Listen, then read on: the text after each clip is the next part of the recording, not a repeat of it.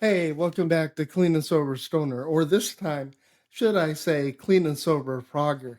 It's merch time again, and to be honest, I'm getting so much merch. I can't wait for the studio to finish setup. I need to get to some merch, and this one I've been dying to get to. I'm not going to play coy. I know what this is. This comes from Great Britain, and this is from one of my favorite discoveries over the past couple of months. This is from the British prog band Emerald Dawn. And here it is. Got that. Let's see if I can do that without glare. This is their new album. It's called In Time, and it is flat out amazing.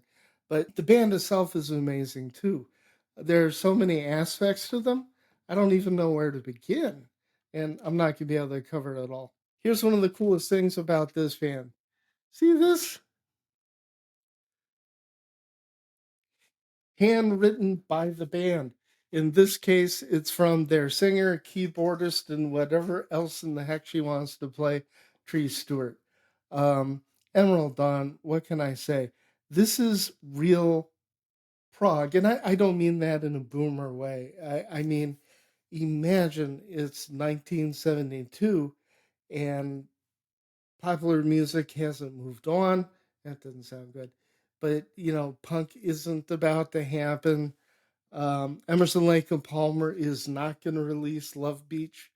And Yes is going to avoid the beloved catastrophe that is Tales from Topographic Oceans. The Emerald Dawn is a trip back in time to this really innocent era when progressive rock was all about bringing in symphonic elements, jazz elements.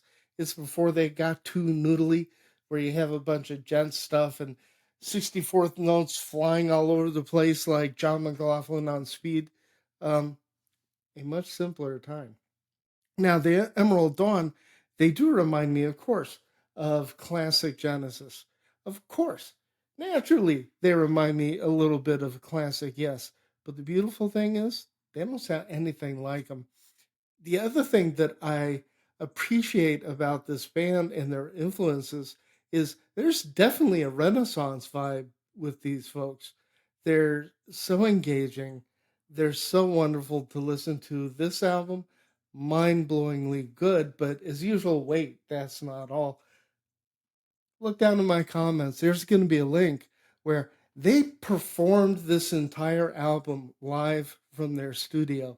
And the looks on their face, they're just having fun. An absolutely mind blowing band. My understanding is in the prog world, they're scoring pretty high in like the top 10 prog bands, the top 10 British prog bands. Personally, I'd put them in number one for a few reasons. First of all, they don't sound anything like Dream Theater, which is a plus, and they don't sound anything like Porcupine Tree, another plus. And what I mean by that is they're not doing the same things over and over again. They don't do the deep dive into progressive metal. This is very symphonic in nature. The whole album is a concept album based on the feelings of time. And I think that's what sets the Emerald Dawn apart from just about any other band I can think of. It's all about the feeling. The the vocals of Tree Stewart are they're so open, they're so real. And I'm not used to listening to this. I'm not used to listening to vocals without a tremendous amount of processing, maybe doubling, maybe a little punch of extra reverb and all. None of that's there. This is her voice, the best that I can tell. Tom Jackson, the drummer, is all about taste and timing and giving, subtle little clicks to the thing, like doing some very tasty rim shots. I swear, there's a couple times in this I think I hear rim shots with a brush. It's fantastic. And of course, I go completely nuts over bassist David Greenway.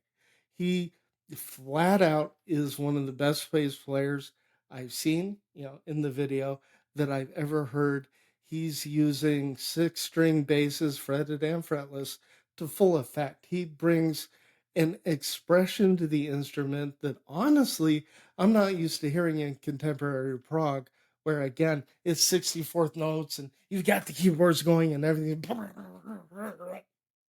Nope. The Emerald Dawn takes time to breathe. They write these long, luxurious pieces of music that let you get all zen, kind of get into it. It meanders. Of course, it meanders. This is Prague based on 1970s British Prague.